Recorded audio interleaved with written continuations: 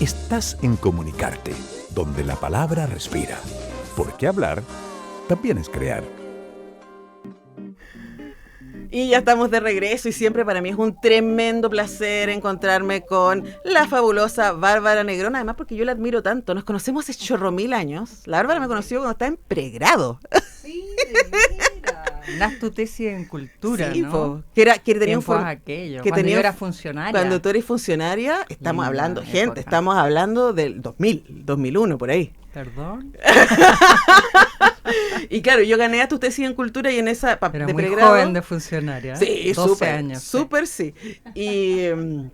Y claro, en ese tiempo además no era solamente que te daban un apoyo económico cuando terminabas, en ese tiempo ustedes nos acompañaban en el proceso. Claro, porque era difícil pensar que habían profesores que estuvieran involucrados en el tema, pero afortunadamente hoy día sí, y sigue existiendo. Es una chochera eso para mí. Es una también. belleza.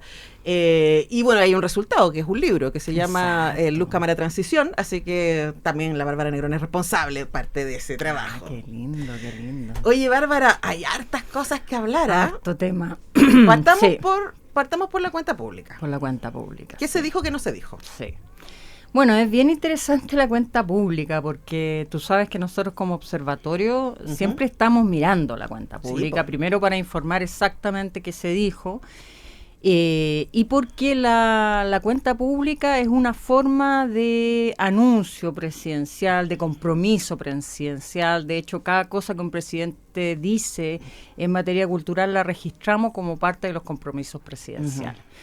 Entonces, bueno, por supuesto que estábamos observando esta cuenta pública y pasaron dos cosas bien interesantes. Primero, no dedicó poco tiempo, 3 minutos en esta como alargue que hizo, apelando al ministro y lo que había pasado en la pérgola de las flores. Entonces, poco tiempo no dedicó, pero ese tiempo, más que llenarlo de contenidos y medidas, lo ocupó para mostrar que está mirando la cultura desde una forma de entender la cultura, que ahí sí que hay una cosa bien estructural, porque lo que se anunció fue un plan de recuperación, limpieza y puesta en valor de monumentos y espacios públicos, que en sí mismo es deseable, ¿no? O sea, siempre es esperable que espacios públicos y monumentos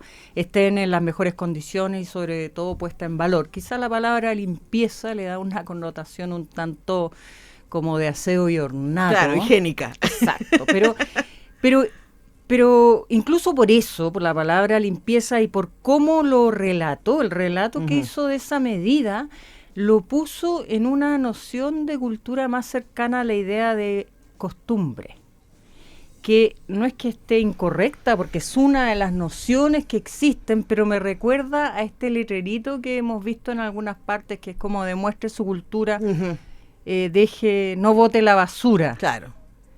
Entonces, es una visión legítima, por supuesto, pero muy restrictiva de lo que es la cultura. Si hubiese contemplado otros aspectos, porque en rigor, esto que llamamos sector cultural, esto que llamamos cultura, para el Estado es un espacio acotado, pero transversal de nuestra sociedad. Es un espacio autónomo, con agentes, con actividades, con producción, con industria, producción, economía, etcétera, grande.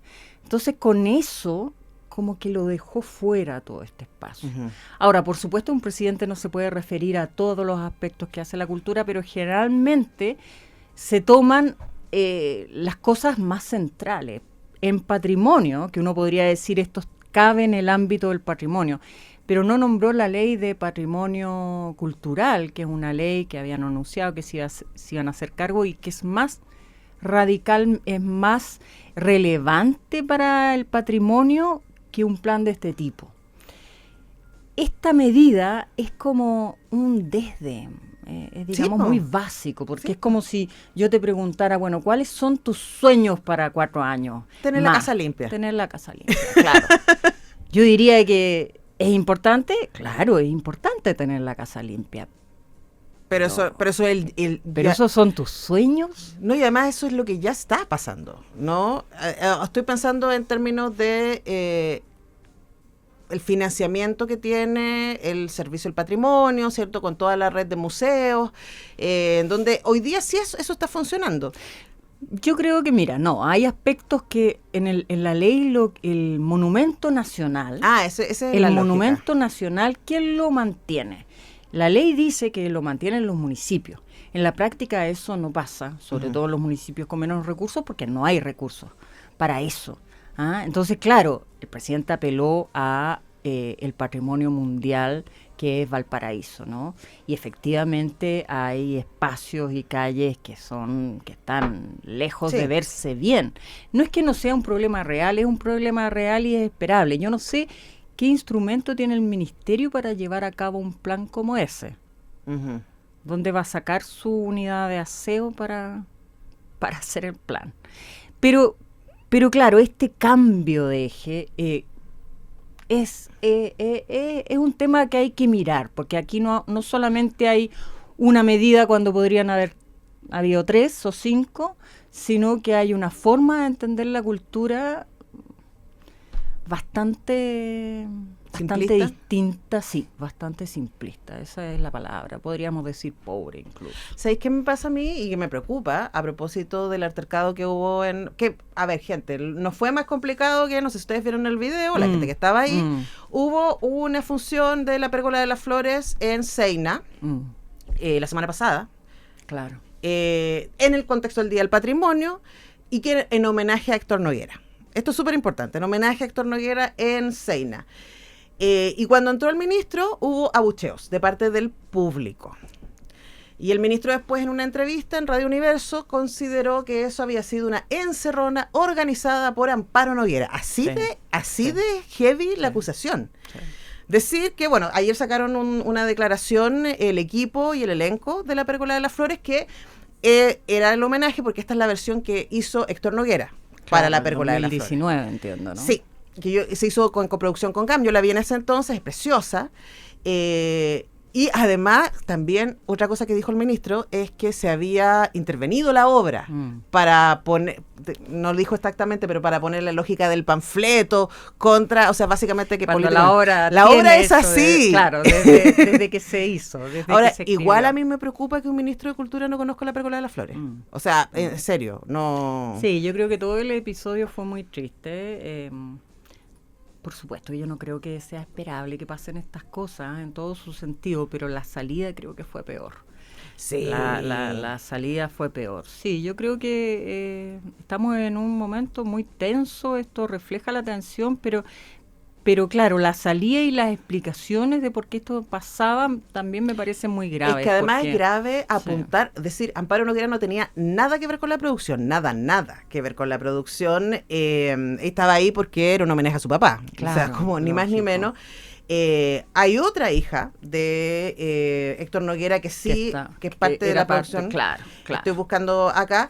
Pero que por supuesto, si esto no es algo que pudiera controlar la producción en el elenco, esto fue igual lo mismo que pasó en el GAM, ¿cachai? Era como el público, estaba ahí, y además esas entradas eran gratuitas, se accedía a través de una tiquetera, entonces como, ¿cómo va a...? Es absolutamente... Sí, finalmente digamos, la salida del ministro, la explicación del ministro hizo que este problema creciera y se acrecentara y quedara muy mal, la verdad. Quedó muy mal la explicación, porque además, claro, se intenta colocarlo como es una reacción de un cierto grupo político y no a los recortes. Y esto nunca pasó, por ejemplo, con el ahora senador Cruz Coque, ¿no? Nunca recuerdo que haya tenido que vivir un episodio así. Entonces no creo que sea por a quien representa o el sector político en el que está. Honestamente yo creo que hay una herida, que fue lo que también vimos en el GAM cuando también hubo esta interpelación. Aquí fueron abucheos, en el GAM hubo interpelación mientras él hablaba, mientras él estaba en el estrado, que en el escenario, no sé si estrado es la palabra para eso, pero también yo siento que hay de los trabajadores y de la gente a lo que nos interesa la cultura una herida respecto al 10%. Sí, sí. Y ahí también me quería centrar porque hay, para entender qué significa para el sector cultural un 10% de recorte, hay que mirar cómo ha sido el desarrollo histórico. Tú sabes que incluso entre el 80 y el 87, en plena dictadura, hubo un incremento de más de 200% del presupuesto del Departamento de Extensión Cultural. En el 90, un incremento estamos hablando, claro, se partía de nada. Claro. De nada. Entonces el incremento era sustantivo. En la concertación hubo un aumento también de ese orden, 200, 300%. En cada gobierno ha habido aumentos, prácticamente excepto del 2021 al 2022, hubo un decrecimiento de menos 4%. Entonces, el 10% para un sector que representa el 0,5% es muy doloroso. Es muy doloroso, entonces no es menor. Sí. Es históricamente, esto es un absoluto, es algo que no se había dado nunca.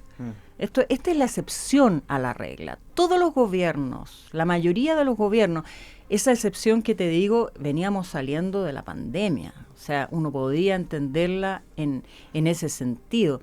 Pero todos los gobiernos han incrementado el presupuesto. El primer gobierno de Piñera fue un 22% en los 4 años. Entonces, generalmente ha sido hacia el alza y este retroceso es visto con la preocupación que amerita, ¿no? Además, yo siento que es visto como muy voluntarioso en términos de que el mandato de Quirós era el 3%. Claro. Y ahí era como, bueno, es parte de la lógica del gobierno fija para todo, pero nadie le pidió el 10%, por lo menos públicamente, y esa fue una decisión ministerial, ¿no? Y decir, ok, vamos a ir con esto, y eso tiene consecuencias muy reales en proyectos que no se van a hacer, en sostenimiento de otros que ya existen y que son históricos y que se van a caer.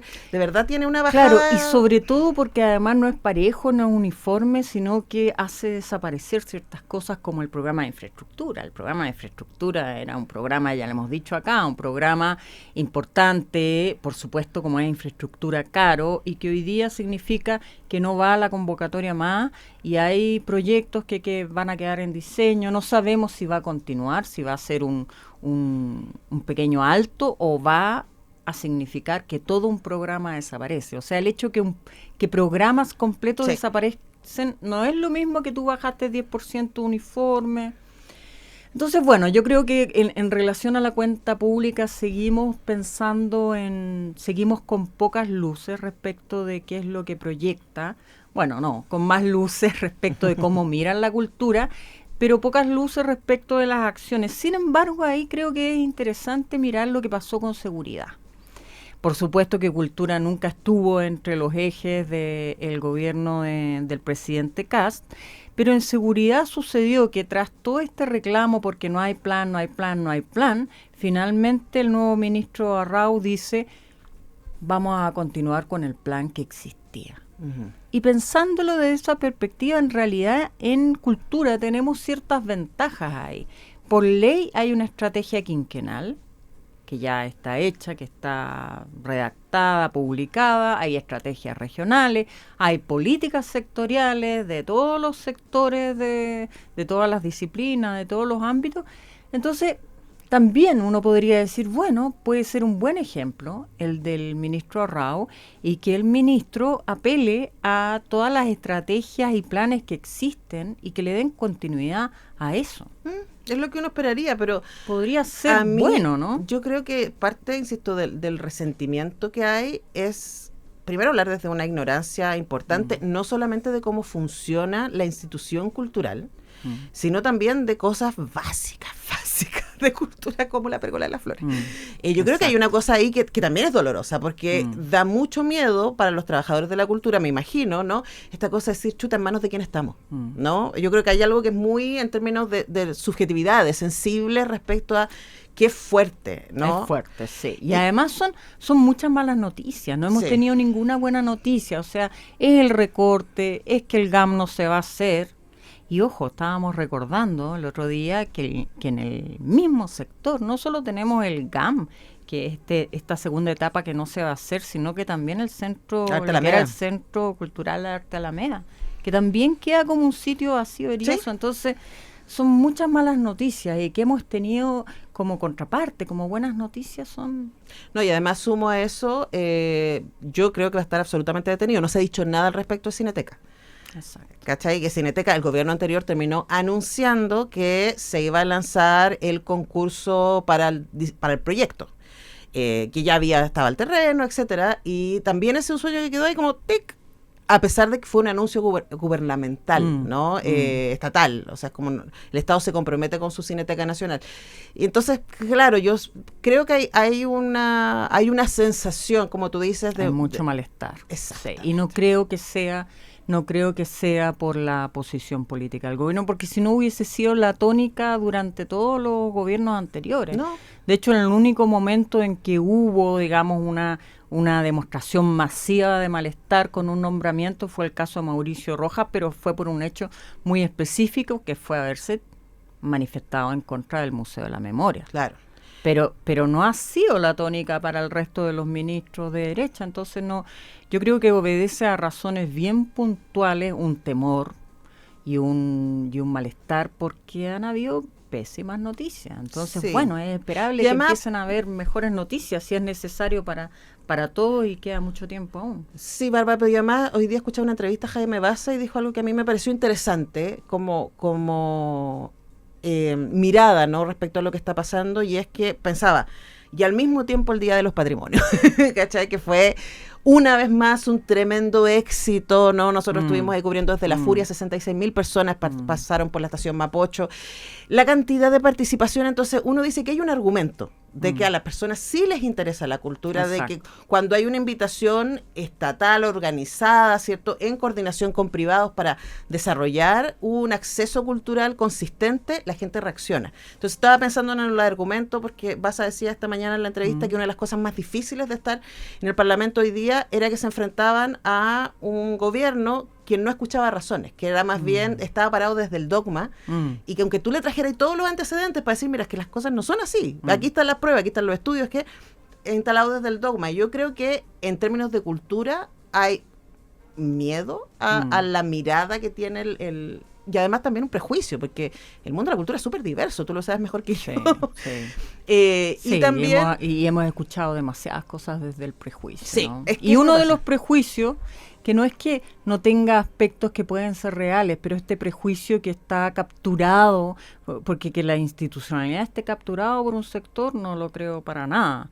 Puede que haya muchos artistas de un sector que piensan de determinada manera, pero no hay una militancia, no hay un partido de los trabajadores. Porque los contenidos, o por ejemplo, como hemos tenido que escuchar, que hay proyectos que iban dirigidos, eso dentro de la estructura del tipo de decisiones es prácticamente imposible. Entonces, claro, ha habido demasiada expresión desde el lugar común, desde el prejuicio, desde lo que se escuchó, y eso da temor también. Sí. Y además, falta de curiosidad.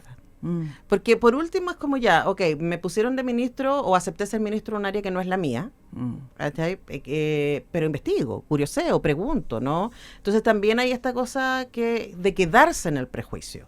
Sí.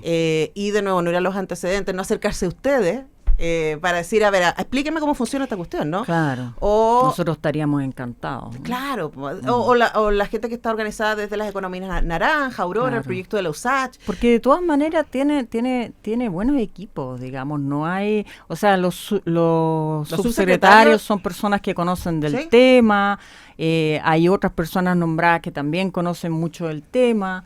Entonces, claro, y por la reacción que uno ve del ministro ante el tema de la pérgola de las flores, creo que se ha ido incrementando más bien este prejuicio. Ahora, también puedo entender que debe haber sido un momento muy incómodo Por para supuesto. él, sin duda. Yo creo que eso es, y ya van dos, digamos, pero claro, parece ser que más bien ha ido incrementando el prejuicio, o esto fue una decisión política de darle este cariz también, Claro, ¿no? pero ahí, por ejemplo, culpar a Amparo Noguera, Me o sea, parece realmente una mala idea. dar un nombre y un apellido, Sí. digo, ¿no? Sí. Además de que primero no entiendes que la gente, o sea, fue el público, ¿no?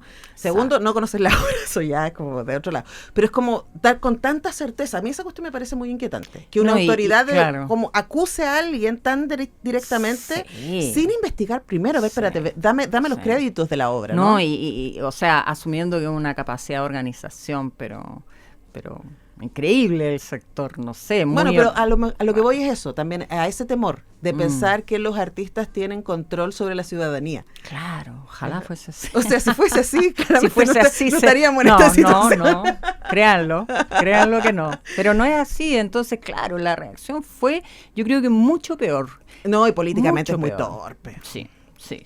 Sí, porque, bueno, claro, y además es Amparo Noguera es parte de una familia muy querida, y además hay que recordar que fue muy crítica Al final del gobierno de Boric. anterior, Sí, exacto. sí, Entonces, también fue criticada por eso. exacto, entonces no sé, yo creo que es una mala actitud, y al contrario, yo creo que bueno, es cosa de incluso poder tener una reunión con ellos, acercarse, mostrar más cercanía. Estamos en cultura, finalmente. Sí, yo creo que es de los ámbitos en que uno puede apelar. El sector cultural ha participado siempre de las políticas culturales en función de mejorarlas, acrecentarlas. Es un sector que por tradición tiene participación en la institucionalidad. Sí. Hay consejos, hay comités. Han sido parte. Desde principio de siglo, que es la figura, que todas las personas especializadas participen. Entonces hay que apelar a esta tradición de juntarse, de reunirse, de conversar. Yo creo que la mayoría de la gente está totalmente disponible para eso. Sí. Bueno, el diálogo es lo que nos queda. Exacto. Hay que tener un interlocutor disponible para eso. Pero bueno, exactamente. Ahí estamos. Bueno, oye, gracias Bárbara Negrón por De tanto. nada, Y felicitaciones pues. por los 15 años Ay, de la sí, OPC. qué emoción. Quiero que hablemos la próxima vez de lo que hace la OPC, el Observatorio de Políticas feliz. Culturales, porque es como que asumimos que todo el mundo sabe Observa. lo que hace el Observatorio. Observa, mira, con mucha atención. Claro. Pero dediquémosle a propósito a los Sí, 15 años. sería ¿ya? lindo. Ya, nosotros Felices. vamos a la pausa y al regreso tenemos nuestro panel de Viernes Star.